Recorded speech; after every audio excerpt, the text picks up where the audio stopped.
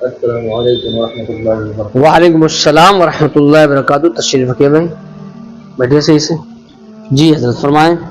جی ابھی یہ پوچھ رہے تھے کہ بہت لوگوں کو کنفیوژن ہے کہ وضو کن چیزوں سے ٹوٹتا ہے اور کن چیزوں سے نہیں ٹوٹتا ہے، اچھا ماشاء اللہ۔ یہ جی پوری ڈیٹیل میں بتا دیجیے۔ بھائی ماشاء اللہ، یہ حضرت نے بہت اچھا سوال کیا، اور واقعی اکثر لوگوں کو معلوم ہی نہیں کہ وضو کتنی چیز ٹوٹ جاتا ہے اور کتنی چیزوں سے نہیں ٹوٹتا ہے۔ تو آج ہم انشاءاللہ اس پر گفتگو کریں گے کہ وضو کتنی چیزوں سے ٹوٹ جاتا ہے، جن چیزوں سے وضو ٹوٹ جاتا ہے انہیں کیا کہتے ہیں۔ تو جن چیزوں سے وضو ٹوٹتا ہے ان کو کہتے ہیں نواقض وضو۔ وہ صرف 8 چیزیں ہیں۔ کتنی چیزیں؟ 8 چیزیں ہیں۔ بہت سے لوگوں کو گمان ہوتا ہے کہ ہم نے پانی پی لیا، ہم نے کھانا کھا لیا، ہم نے جو ہے بال کٹوا لیے، کسی کو ننگا دیکھ لیا، یا جو ہے ہمارا بدن ننگا ہو گیا تو ہمارا وضو باقی رہے گا کہ نہیں رہے گا۔ تو آئیے ان کنفیوژن کو ہم دور کرتے ہیں انشاءاللہ۔ تو وضو صرف 8 چیزوں سے ٹوٹتا ہے۔ وضو 8 چیزوں سے ٹوٹتا ہے۔ وہ 8 چیزیں کیا ہیں؟ پہلے ہم سمپل طریقے سے، آسانی طریقے سے سمجھتے ہیں۔ 2 دماغ سے، 2 دماغ سے، 2 منہ سے، 2 بدن سے، اور 2 شرمگاہ سے۔ جو دماغ سے 2 ہے وہ کیا ہے؟ پاگل ہو جانا۔ دوسرا کیا ہے؟ بے ہوش ہو جانا۔ کسی آدمی کا وضو تھا لیکن وہ وضو کرنے کے بعد بے ہوش ہو گیا تو وضو کیا ہو جائے گا؟ ٹوٹ جائے گا۔ وضو تھا لیکن وہ پاگل ہو گیا، دماغ کا تو اس کا بھی وضو، اسی لیے پاگلوں پر نماز نہیں ہے۔ تو پاگل ہو جانا، بے ہوش ہو جانا۔ جو 2 منہ سے ہیں وہ کیا ہے؟ منہ بھر کے قے ہو جائے، کہہ سکتے تھے الٹی ہو جائے، منہ بھر کے ہو، یہ تھوڑی ہوئی اور تھوڑی نہیں، منہ بھر کے۔ اب یہاں پر سمجھنا ہے منہ بھر کے قے ہو جائے، الٹی ہو جائے تب وضو ٹوٹے گا۔ متلی ہوئی تھوڑی ہو تو اس سے وضو نہیں ٹوٹے گا۔ دوسرا یہ ہے کہ نماز کی حالت میں، نماز جیسے پڑھ رہا آدمی اور کوئی سامنے سے ہنسا رہا ہے مثال کے طور پر، تو اگر نماز کی حالت میں کھل کھلا کر ہنس دیا، ٹھٹھا مار کے ہنس دیا، چیخ کے ہنس دیا کہ دوسرے تک آواز پہنچ گئی، تو پھر وضو آپ کا کیا ہو جائے گا؟ ٹوٹ جائے گا۔ جب وضو نہیں رہے گا تو نماز بھی نہیں۔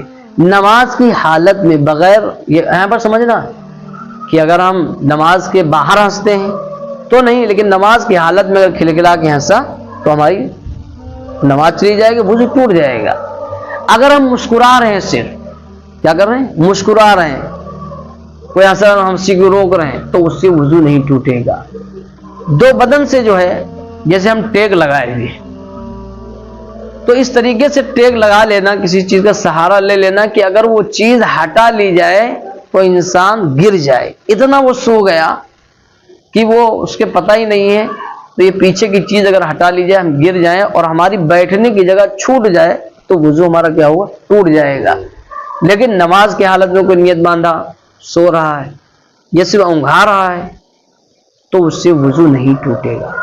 ٹیک لگا لیا، سہارا لگا لیا تو اس سے وضو کیا ہو جائے گا؟ وہ اس حالت میں سو جائے کہ وہ بیٹھنے کی جگہ چھوٹ جائے جس سے، تو وضو اس کا کیا ہو جائے گا؟ ٹوٹ جائے گا۔ اور ایک بدن سے یہ ہو گیا۔ دوسرا کیا ہے اس میں؟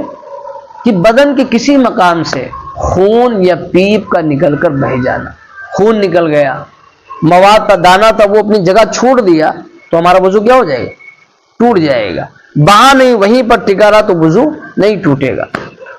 اسی طریقے سے پیشاب پاخانے کے مقام سے، یعنی ان دونوں راستوں سے کوئی چیز بھی نکل جائے، پیشاب، پاخانہ یا ہوا کا خارج ہونا، جو بھی چیز، اگر جو چیز ان دونوں راستوں سے نکل جائے گی تو اس سے بھی وضو کیا ہو جائے گا؟ ٹوٹ جائے گا۔ تو یہ 8 چیزیں ہو گئیں۔ اس کے علاوہ وضو، اگر ان 8 چیزیں نہیں ہوئی ہیں تو وضو ہمارا نہیں ٹوٹے گا۔ تو باقی بڑی بڑی کتابوں میں ہے، وہ تو بڑی لمبی تفسیر ہے کہ اگر کوئی الٹی کیا ہے، تھوڑی کیا، پھر آگے گیا، پھر ہوا، پھر آگے گیا، پھر ہوا، تو ان سب جگہوں کو، ان سب کو شمار کیا جائے گا۔ اگر منہ بھر کے بقدر ہو جائے وہ تو وضو ٹوٹ جائے گا، لیکن اگر تھوڑی ہوئی تو اس سے وضو نہیں ٹوٹے گا۔